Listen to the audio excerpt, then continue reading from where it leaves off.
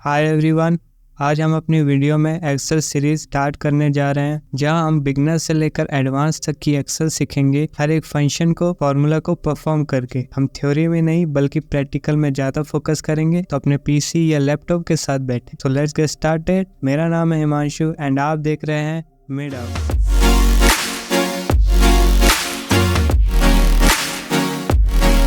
First of all आप अपने PC या लैपटॉप में माइक्रोसॉफ्ट एक्सेल ओपन कर लीजिए।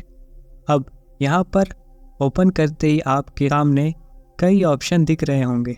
हम यहाँ सीधा प्रैक्टिकली यूज़ करना सीखेंगे, ज़्यादा हम इसकी थ्योरी नहीं जाएंगे वरना वो बहुत ही बोरिंग हो जाएगा। आपको यहाँ सेकंड ऑप्शन को डबल क्लिक कर ओपन कर लेना है, वेलकम टू एक्सेल नाउ। यहाँ पर्टिकुलर शीट में टोटल 10 फंक्शन की शीट्स हैं। एक एक कर हम डीपली सबको परफॉर्म करेंगे और देखेंगे कि हम इनका कहाँ यूज़ कर सकते हैं।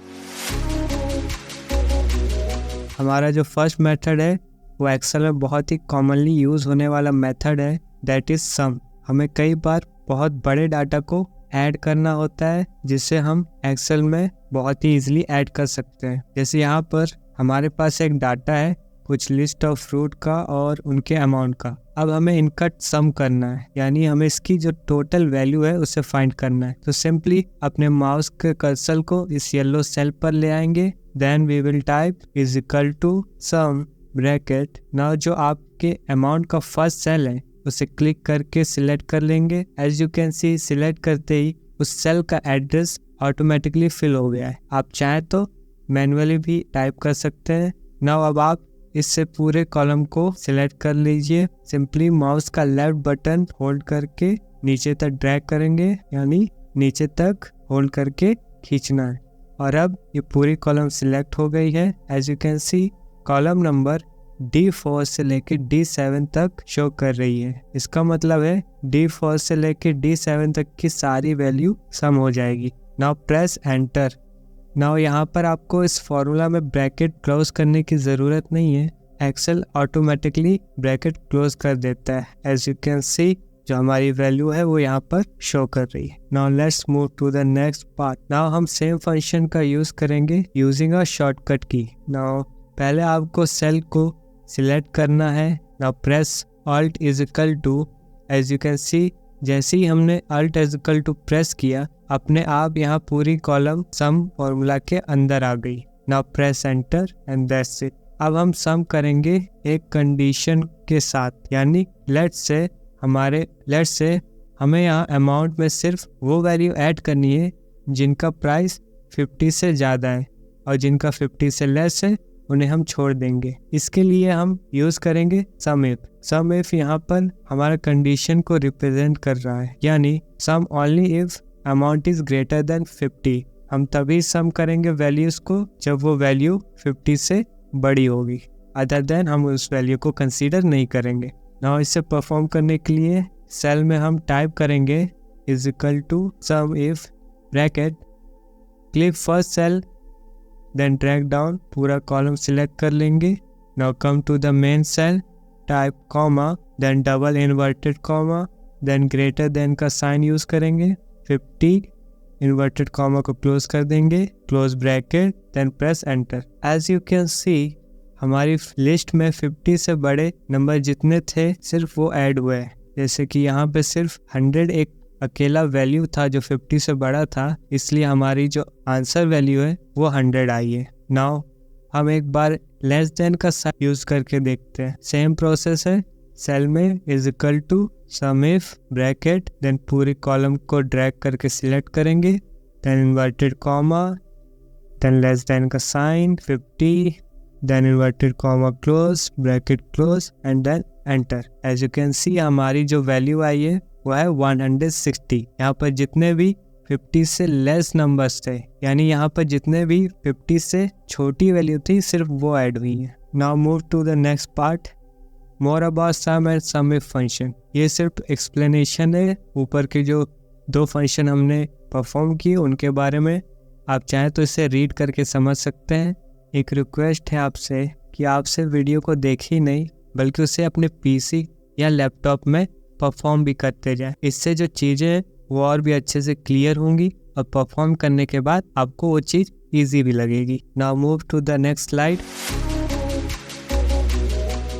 कई बार ऐसा होता है कि हमें एक सीरीज टाइप करनी होती है या एक लाइन से कई सेल में सेम चीज़ें टाइप करनी होती है। मैनुअली एक एक सेल में टाइप करने से अच्छा है कि हम फिल का यूज़ करें। सबसे पहले अब जब भी कोई टेबल बनाते हैं तो वहाँ सीरियल नंबर फिल करते हैं, राइट, लाइक 1 2 3। देन आपको अगर लंबी सीरीज टाइप करनी है तो आपका वहाँ पे बहुत ही टाइम कंज्यूम होगा। तो उससे बचने के लिए एक्सेल में ये फंक्शन होता है फिल का, हम उससे यूज़ करेंगे। या फिर कई बार सीरीज में आपके पास मल्टीपल लिस्ट है और सब में एक ही फंक्शन यूज़ करना है और आप चाहते हैं जो फंक्शन एक सेल में यूज़ किया है वही सेम फंक्शन बाकी सेल में भी अपने आप टाइप हो जाए। Let's see. सबसे पहले आप इस येलो सेल में डबल क्लिक करेंगे। एज यू कैन सी यहाँ सम का फॉर्मूला यूज़ हुआ है लेफ्ट की 2 सेल को ऐड करने के लिए। अब हमें बाकी सेल में भी ऐसे ही सम करना है। तो मैन्युअली एक एक सेल में ना जाकर हम सिंपली अपने कर्सर को सेल के कॉर्नर में ले आएंगे।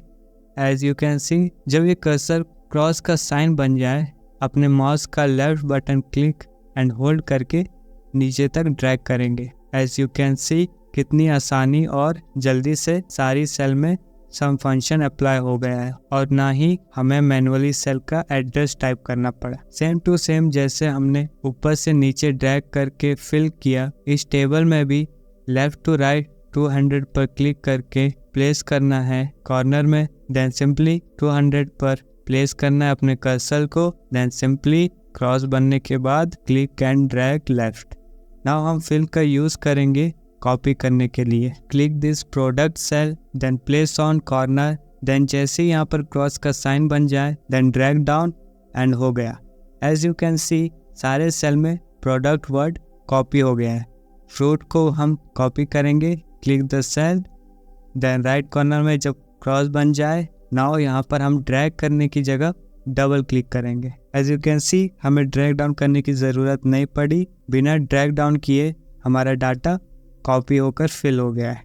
एक बात नोटिस की होगी आपने कि यहाँ कोई सीरीज़ नहीं है इसलिए ये एज इट इज़ कॉपी हो गया।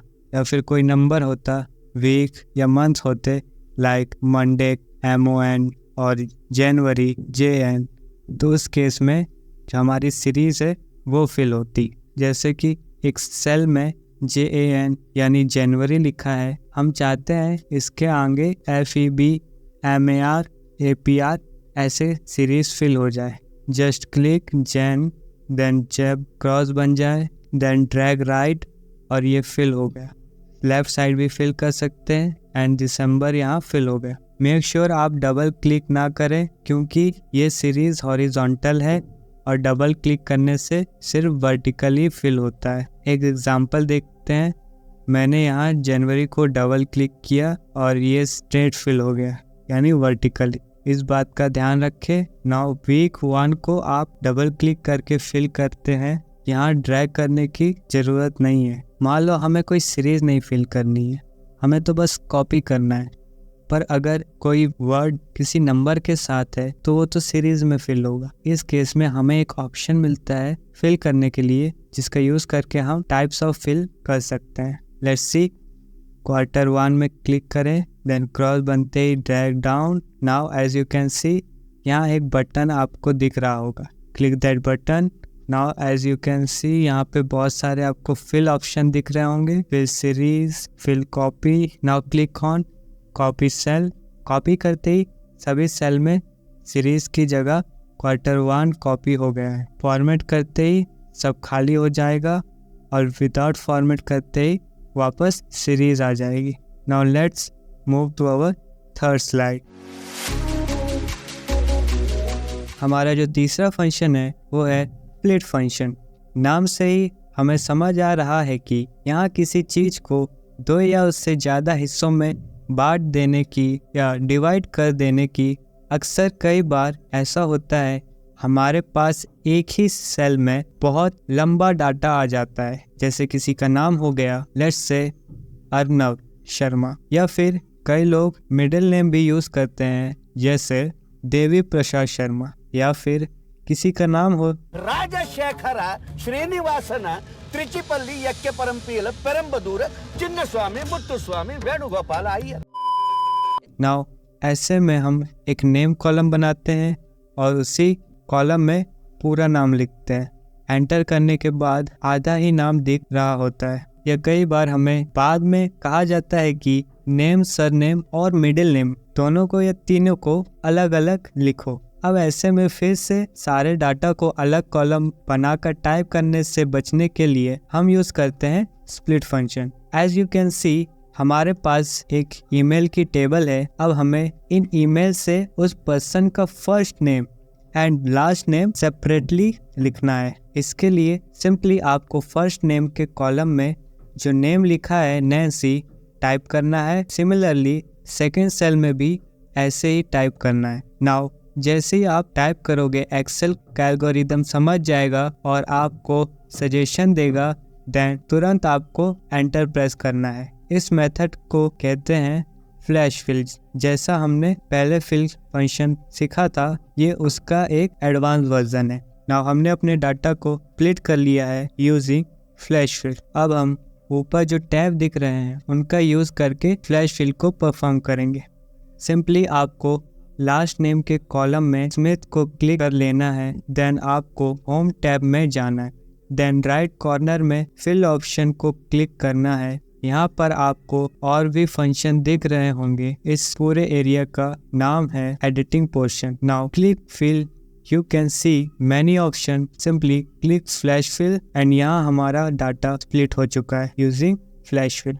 नाउ हम कॉलम को स्प्लिट करेंगे बेस्ड ऑन डेलीमीटर, यानी एक सीरीज में डाटा को डिवाइड किया गया हो यूजिंग कॉमा, तो हम डाटा को स्प्लिट करने वाले हैं आफ्टर एवरी कॉमा। जैसे यहाँ आप देख सकते हो, यहाँ एक कॉलम में कॉमा का यूज करके मल्टीपल डाटा को फिल किया है। नाउ हम चाहते हैं कि जहाँ जहाँ कॉमा है वहाँ से डाटा दूसरे कॉलम में फिल हो जाए। ऐसा करने के लिए डाटा कॉलम में नैन्सी सेल से लेकर लास्ट सेल तक drag and select, then go to data tab, then go to data tools section। वहाँ पर text to column ऑप्शन पर क्लिक करना है। then कुछ इस तरह का विंडो ओपन होगा। उसके बाद make sure delimiter select हो, अगर नहीं है तो कर लीजिए। then next, then ऊपर में under delimiter section select comma, then make sure आपका कॉलम डाटा फॉर्मेट जनरल में हो।